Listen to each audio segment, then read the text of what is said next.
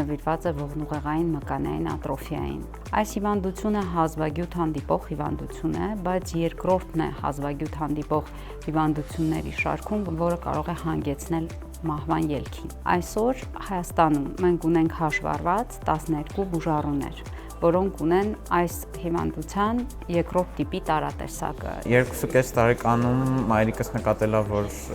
չեմ ցատկում ու չեմ վազում, տենց ինչ-որ կասկածներ են առաջացել, մենք սկսել ենք տարբեր բժիշկների մոտ գնալ ու մոտ մի տարուց իմ մոտ ախտորոշվել է սպինալ մկանային ատրոֆիան։ Ինձ մոտ հիվանդությունը ախտորոշվել է 1.5 տարեկանում եւ այն ժամանակ չկար աշխարհում որևէ հնարավոր բուժում։ Իրականում եթե լինեին այսօրվա տվյալները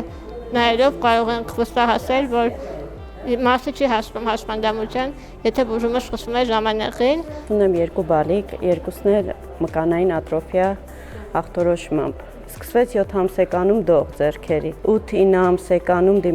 ամսեկանում դիմեցի բժշկի, ախտորոշեցին տարբեր նյարդաբանի մոտ դիմեցի ու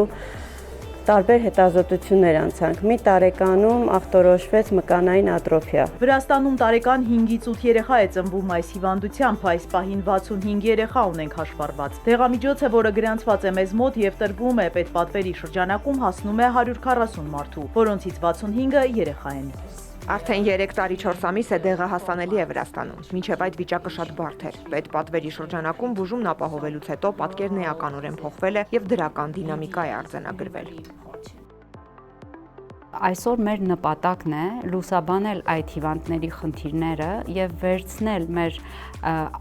այն երկրների փորձը գենետիկական նոր թերապիաների օգտագործման համար եւ փորձել կիրառել այն Հայաստանում եւ այդ դեղորայքը հասանելի դարձնել մեր պացիենտների համար։ Ցավոք սրտի սպինալ մկանային ատրոֆիայի համար անհրաժեշտ դեղամիջոց Էվրիստին ոչ գրանցված է, ոչ է տրամադրվում է Հայաստանի Հանրապետությունում պետական աջակցությամբ, դրա պատճառով ստիպված եմ լինում դրամահավաք կազմակերպել ու ամեն ամիս դեղը սեփական ուժերով ձեռք բերել։ Ունենում եմ նաեւ լոգիստիկ խնդիրներ, քանի որ արտեցից է գալիս եւ ամեն անգամ պետք է լինում խնդրել բարի մարդ, որ կհամաձայնվի դեղը տեղափոխի եւ հասցնի ինձ։ Դեղորայքը ստանալուց ավելի արդյունավետ կլիներ երեխայի վիճակը,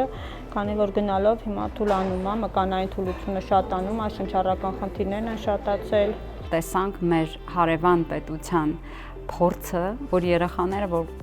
որոնք պետք է մահանային մինչև 2 տարեկան, առաջին տիպով SMA-ի ապրում էին եւ քայլում էին։ Փաստը, որ մենք գիտեինք, որ գենետիկական հիվանդությունները չեն բուժվում, այլևս իրականություն չէ։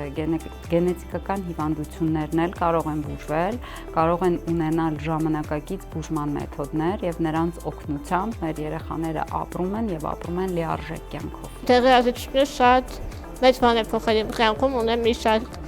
առավելություններ այժմ դեղի արդյունքում, դրա համար ամեն գնով պայքարում եմ բուժումը շարունակելու համար։